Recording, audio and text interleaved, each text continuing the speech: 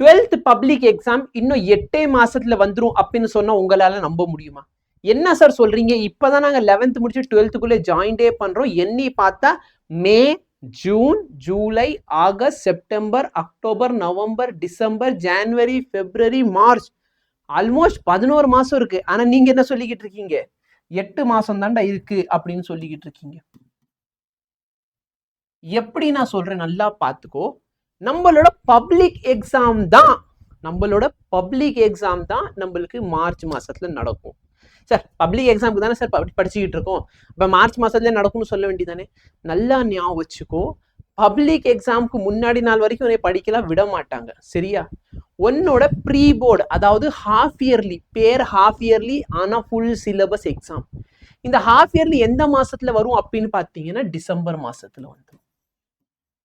December மாசத்துல நம்ம full syllabus test எழுதுவோம்டா. December மாசத்துல நம்ம என்ன பண்ண போறோம்? ஃபுல் சிலபஸ் டெஸ்ட் எழுத போறோம். சரிங்களா? அப்ப டிசம்பர் மாசத்துக்கு முன்னாடி நீங்க சிலபஸை முடிச்சு வைக்கணும். இது உண்மை. சரியா? உங்க சீனியர்ஸ்ட போய் கேட்டு பாருங்க. என்னதான் நம்மளுக்கு அந்த ஜனவரி பிப்ரவரி மாசம் இருந்தாலும் பெருசா படிக்கிறதுக்கெல்லாம் டைம் கிடைக்காது.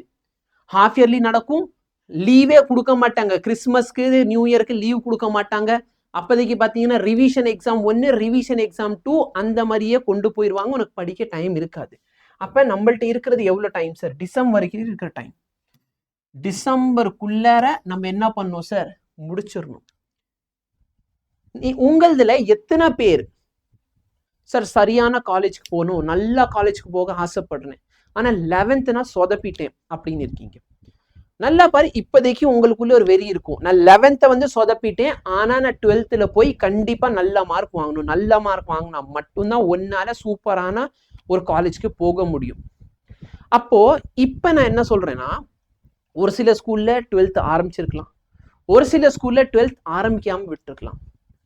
எந்த சிச்சுவேஷன் இருந்தாலும் சரி, ஸ்கூல்ல ஆரம்பிச்சுட்டாங்க சார், இல்ல சார் ஸ்கூல்ல இன்னும் ஆரம்பிக்கவே இல்லை, எந்த சிச்சுவேஷனாலும் சரி, நீ ஸ்டார்ட் பண்ணு.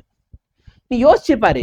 இப்ப சப்போஸ் நீ மே மாசம் ஸ்டார்ட் பண்றேன்னு கூட வச்சுக்கோ, மே மாசம் ஸ்டார்ட் பண்றேன்னு கூட வச்சுக்கோ. ஓகே, மே மந்த் ஸ்டார்ட் பண்ணா கூட ஸ்கூல் எப்ப ஆரம்பிக்கும் சார்? ஜூன் 1ஆம் தேதி ஸ்டார்ட் ஆகும்.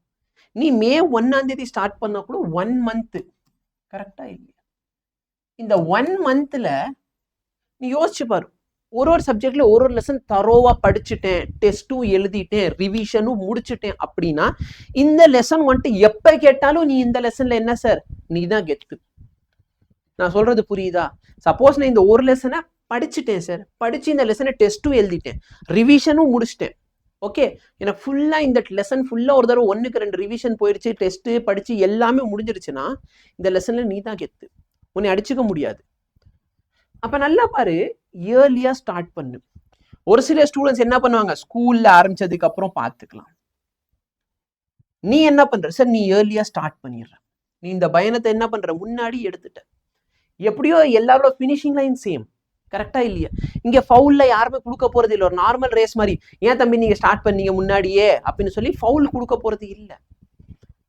ஆனா எண்ட் வந்து எல்லாருக்கும் நீ என்னைக்கு ஆரம்பிச்சிருக்குங்கிறது பார்க்க போறது இல்லை. கடைசியா எக்ஸாம் எல்லாருக்கும் ஒரே டேட்ல நடக்கும். அப்ப யோசிச்சு பாரு, சப்போஸ் நீ ஆல்ரெடி படிச்சுட்டேன்னா, நீ ஆல்ரெடி இந்த பயணத்தை முன்னாடியே ஸ்டார்ட் பண்ணிட்டா, நீங்க ஈஸியா போர்டில் சென்டம் மார்க் அடிக்க முடியும். என்கிட்ட படிச்ச ஸ்டூடெண்ட்ஸ் பார்த்தீங்கன்னா இன்ஜினியரிங் கட் ஆஃப் எடுத்தாலும் சரி, மெடிக்கல் கட் ஆஃப் எடுத்தாலும் சரி 200க்கு 200 வச்சிருக்காங்க. அதாவது இன்ஜினியரிங் கட் ஆஃப்னா பிசிக்ஸ், கெமிஸ்ட்ரி, மேத்ஸ். சரியா? அதே வந்து எம்பிபிஎஸ் கட் ஆஃப் அப்படின்னு சொன்னா maths, sorry physics, chemistry, maths. இது engineering cut off. Medical cut off அப்படின்னு சொன்னா பயாலஜி, பிசிக்ஸ் அண்ட் கெமிஸ்ட்ரி. சரியா? ஸோ பிசிபி, பிசிபில 200னா 3 சப்ஜெக்ட்ல 200 வாங்கியிருக்கான், பிசிஎம்ல 200, 3 சப்ஜெக்ட்ல 200. இந்த மார்க் சாத்தியம். சார் இந்த பசங்களாம் ரொம்ப எக்ஸ்ட்ராடினரியா இருப்பாங்களான்னு கேட்டா இல்ல, ஒரே மாதிரி ஒரு பையன். படிக்கணும்னு ஆர்வம் இருக்கு சார், ஆனா ஏதோ ஒரு காரணத்தினால கஷ்டப்படுறேன். 10th நான் நல்ல மார்க் வாங்கினேன், 11th வந்ததுக்கு அப்புறம் போயிடுச்சு அப்படிங்கிற ஸ்டூடெண்ட்ஸ் தான். சரிங்களா? அப்ப அந்த மாதிரி இருக்க ஸ்டூடெண்ட்ஸ் ஒன்னும் இல்லை, நம்ம கொஞ்சம் என்ன சார், கொஞ்சம் முன்னாடியே ஸ்டார்ட் பண்ணுவோம். அவங்க மற்றவங்க ஆரம்பிக்கிறதுக்கு முன்னாடி நம்ம ஸ்டார்ட் பண்ணிடுவோம். நான் உங்களுக்கு ஒரு பேட்ச் பத்தி சொல்றேன். சரிங்களா? அமரன் பேட்ச். இந்த பேட்ச் பார்த்தீங்கன்னா 20th ஆஃப் ஏப்ரல்ல இருந்து ஸ்டார்ட் ஆக போகுது. 20th of April ஸ்டார்ட் ஆக போகுது சார். நான் இன்னும் எனக்கு 11th அந்த அளவுக்கு தெரியாதுன்னா டோன்ட் வரி. ஸ்டார்ட் பண்றதுக்கு முன்னாடி உனக்கு எதெல்லாம் 11th தெரிஞ்சுக்கணுமோ அதுக்கு ஒரு பிரிட்ஜ் கோர்ஸ் வந்துடும். ஓகே, இந்த பிரிட்ஜ் கோர்ஸ்ல பாத்தீங்கன்னா நீங்க என்னெல்லாம் தெரிஞ்சுக்கணும். 10th 11th முடிச்சு 12th போறீங்க. 11th எனக்கு ஃபுல்லா வேஸ்ட் சார், 1 இயர் நான் பெருசா ஒண்ணுமே படிக்கல, பரவாயில்ல. எதெல்லாம் தெரிஞ்சுக்கிட்டா நீ 12th போயிட முடியும், இது எல்லாமே அந்த பேட்ச்ல நாங்க கவர் பண்ணுவோம். அது பேர் பிரிட்ஜ் கோர்ஸ். ஓகே, 11th-க்கும் 12th-க்கு நடுவில் ஒரு பாலம் மாதிரி உனக்கு ஹெல்ப் பண்ணும். 11th இங்க இருக்கும், 12th இங்க இருக்கும். ஸோ 11th நான் ஒழுங்கா படிக்கலனாலும் எப்படி நம்ம 12th-க்கு வரலாம், இது தெரியாம கஷ்டப்படுங்க. ஸோ இந்த பிரிட்ஜ் கோர்ஸ் அவைலபிளா இருக்க போகுது. 20ஆம் தேதியிலேருந்து நம்மளுக்கு கிளாஸ் ஸ்டார்ட் ஆயிரும். சொல்றது புரியுதா? ரெகுலரா கிளாஸ் ஆரம்பிச்சிடும். இந்த பேட்ச்ல பாத்தீங்கன்னா இந்தியாவோட டாப் ஃபேக்கல்டிஸ் உனக்கு லைவ் கிளாஸஸ் எடுக்க போறோம். கிளாஸ்லேயே நீ டவுட் கேட்கலாம். இது இல்லாம பாத்தீங்கன்னா எக்ஸ்க்ளூசிவா weekend, okay, Saturday doubt session. ஒரு ஃபேக்கல்ட்டியும் சாட்டர்டே உனக்கு டவுட் செஷன். சரியா? என்னென்ன சப்ஜெக்ட் சார் இந்த கோர்ஸ்ல அவைலபிளா இருக்கும் அப்படின்னா, பிசிக்ஸ், கெமிஸ்ட்ரி, மேத்ஸ், பயாலஜில பாட்னி ஜுவாலஜி ரெண்டுமே பிளஸ் இங்கிலீஷ். எல்லா சப்ஜெக்ட் அவைலபிளா இருக்க போகுது. சொல்றது புரியுதா? எல்லா சப்ஜெக்ட் உனக்கு பேசிக்ல இருந்து எக்ஸாம்ல எப்படி கேட்பாங்க, இம்பார்ட்டன்ட் என்ன படிக்கணும், எதை விடணும், சரியா, இதை மட்டும் படிச்சா போதும், எதெல்லாம் நீ எப்படி படிச்சா ஈஸியா மார்க் ஸ்கோர் பண்ணிடலாம், எல்லாமே டெய்லி. இதே மாதிரி பார்த்தீங்கன்னா உங்களுக்கு 2 வாரத்துக்கு ஒரு தடவை டெஸ்ட். புரியுதா இல்லையா? டெஸ்ட் கொடுப்போம். எதுக்காக? நீங்க இம்ப்ரூவ் பண்றதுக்காக. சும்மா கிளாஸ்ல படிச்சோம் போகணும் அப்படின்னு இல்லாம நீங்க டெஸ்ட் எழுதுறப்ப என்ன ஆகும், உங்க மார்க் இம்ப்ரூவ் ஆகும். ஸோ டெஸ்ட் அவைலபிளா இருக்கும்.